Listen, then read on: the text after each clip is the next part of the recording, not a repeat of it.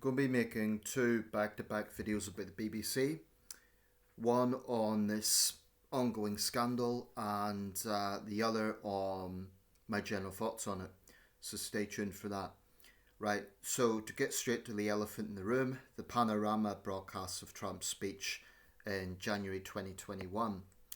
The basic issue with that is that they omitted a big central swathe of that speech, 54 minutes to be precise, and The Guardian has put a very useful side-by-side comparison, which is the Panorama broadcast on one hand and what Trump actually said on the other. So what Panorama implied, he said, was we're going to go down to the Capitol and fight like hell. But what they didn't show was what he'd initially said is we're going to go down to the Capitol and cheer on our brave senators. And then 54 minutes later, he said we're going to fight like hell. So in other words, that was missing context and missing a big 54-minute segment of the speech. So let's just be clear on that. Panorama did embellish that. They did edit it significantly. I mean, you can't just put part of a speech together with another part of the speech 54 minutes later. It's clearly leads to a flawed presentation. So predictably, people have been jumping all over this. Trump himself has lashed out predictably at fake news, and he's actually gone further. He's threatening to sue the BBC for $1 billion. I think he's given a deadline for this if he doesn't get an apology. Caroline Levitt, his press secretary, has been running her mouth and saying it's 100% fake news. 100%. She's not just criticising this, which you'd expect her to do as press secretary. She's saying it's 100% fake news, and she's now interfering in the UK and basically telling British citizens that they should watch GB News instead. She also is whining that whenever she's in the UK, she's forced to watch BBC News in hotels. Well, I very much doubt that. There is a remote control. She's welcome to switch over to other networks. So there's a few things to tackle here. With the scandal, incidentally, just going to be stating the obvious, Tim Davie, the Director General, resigned, as did Deborah Turnus, who is the Director of BBC News. So what we have here is yet another BBC scandal, and let's be honest, there has been a few building up. Within the last year, there was arguments about the BBC broadcast over Bob Vylan, the rap artist who spoke about death to IDF troops at Glastonbury. Initially, Tim Davie said that wouldn't be broadcast, but then it was still available. There was also a documentary on Hamas. It turned out that the boy in the documentary was the son of a Hamas official. That didn't go down well in terms of the perceived bias in the war in the Near East. I will say with that though, I really think the BBC is being condemned by both sides. I mean, there's very strong sentiment out there that the BBC is biased against Israel, but the pro-Palestinians actually think the BBC is biased in favour of Israel, and they've had roughly the same number of complaints. Now, if an organisation is being attacked by both sides, what does that mean? It suggests to me that they must be getting something right. If anything, I think the pro-Israelis just don't want to hear any criticism. I think the pro-Israelis are in utter denial about the humanitarian crisis in Gaza. I think that they have shown a callous disregard for Palestinian suffering, and they can't bear the fact that the BBC reports it that way. Now, the fact that this boy happened to have a parent who was in Hamas, frankly, Hamas has a very strong presence in Gaza. A lot of children are going to have Hamas fighters as parents. The BBC probably should have been more assertive in that, like made sure there wasn't any direct connections. So they probably could have handled that better. But this idea that reporting about Israeli strikes killing civilians somehow represents an agenda against Israel, I totally reject. I mean, how can you have a level playing field when the casualty levels are so disproportionate? The vast majority have been Palestinians. So this idea demanding that the BBC is exactly 50% neutral, I think is unrealistic. 50-50 neutral, it's unrealistic. But there's been other scandals. Hugh Edwards was infuriating. There you had a senior BBC anchorman who turned out to be quite a serious predator. And this is a guy who was one of Britain's, up to that point, one of Britain's most respected newsmen. He covered historic events, including the death and state funeral of Queen Elizabeth II. I think it's fair to say up until that point he was one of our most respected newsmen. And what comes out? He was a serious predator and arrogant about it. Tim Davie, of course, said he was shocked by the whole thing and it was terrible. But what was absolutely abhorrent was the fact that Edwards was still being paid a BBC salary. And, they said they were talking about how they don't set the pay threshold. But I think that's the sort of thing that infuriates the public. And there's been other scandals. The Martin Croxall thing. The fact that Martin Croxall was disciplined effectively for saying that when she was reading out the news report on expectant people, then she done the famous eye roll women, and most people supported her on that. Now, in my other video, I'm going to talk more about the BBC as what I think of it in general. I've mentioned those scandals, so this thing with Trump is just the latest. They messed up, let's be honest about it. They messed up, but they were wrong to edit 54 minutes of that, taking it out of context. Now, as for Caroline Levitt talking about people switching over to GB News, that's up to British viewers, it's not up to her. And she should stick her nose out of that. I mean, you don't get Keir Starmer's press people telling Americans that they should watch CNN or they should watch Fox News. The sheer arrogance of MAGA makes me sick. I frankly hate them. I'm not going to beat around the bush about it. I hate them. I think it is a fascistic administration. I think it's rotten to the core.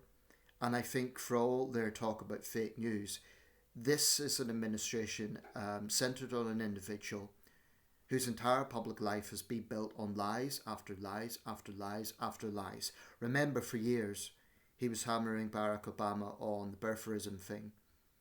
Even when that was proven to be false, Trump still kept pushing it. The number of lies that have come from that man's mouth is unbelievable. The scale of it.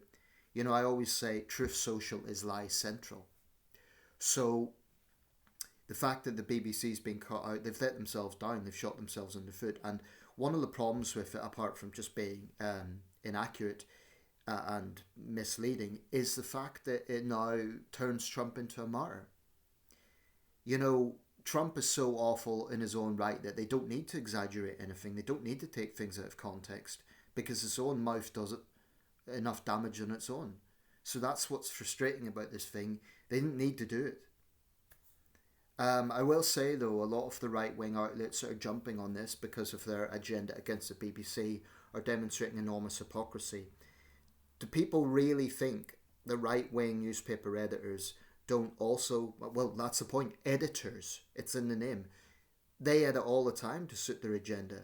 They cherry-pick all the time to suit their agenda. Yet when the BBC's doing it, they come out guns blazing.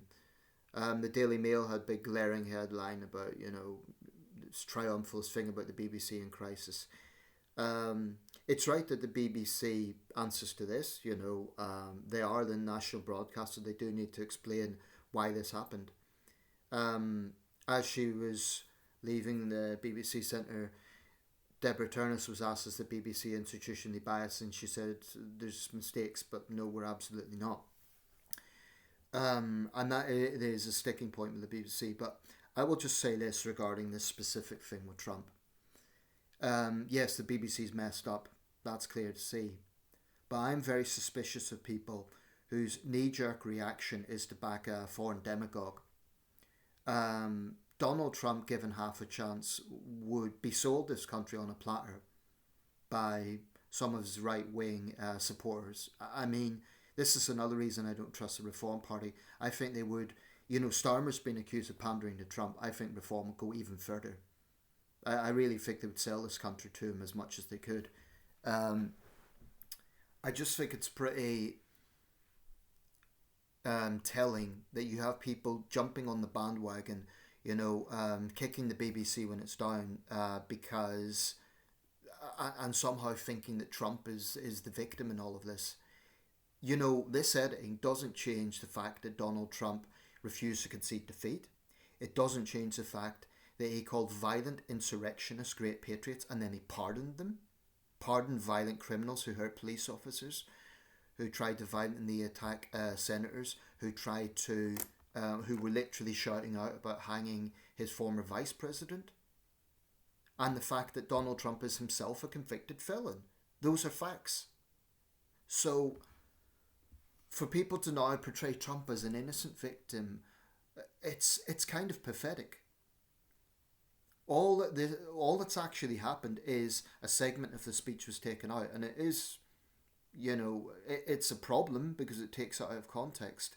But it's known that Trump hasn't explicitly condemned that violence. It's known that Trump has supported the violent insurrectionists.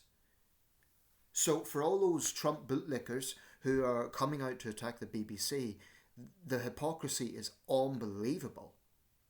Trump gets a gold medal when it comes to lies. And I just think it's rotten that people think there's some sort of patriotism in jumping on the bandwagon to support a foreign administration, even if it is an allied nation, against what is a British institution. Now, you may say that institution is flawed, you may say it's institutionally biased and all the rest of it, but it is British. Donald Trump is the leader of another country. So if you're backing Donald Trump over the BBC, that says a lot about your patriotism or lack thereof, as far as I'm concerned.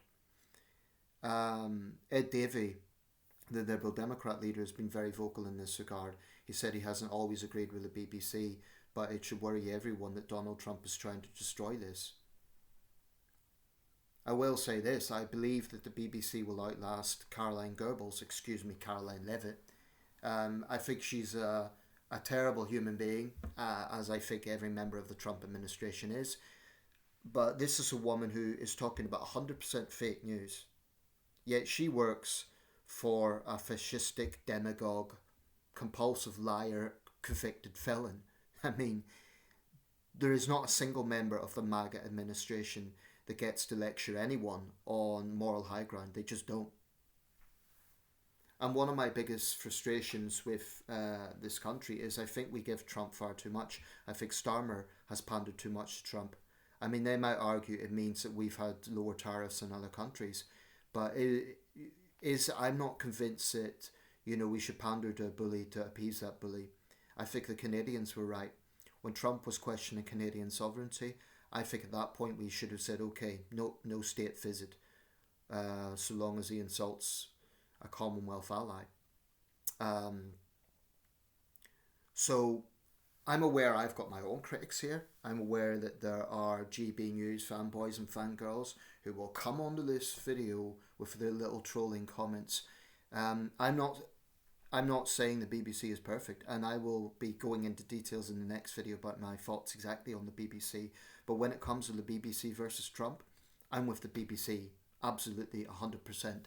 They made a mistake, they were wrong to edit that, but that does not vindicate Donald Trump. It doesn't make him innocent. It doesn't make him a victim. Everything that man has come out with speaks for itself. His track record speaks for itself. I think Donald Trump is a fascist, and I don't think that's hyperbole when you look at his actual actions. When he spoke about migrants poisoning the blood of the nation, that is only something a fascist would say. That is not normal language from a normal politician.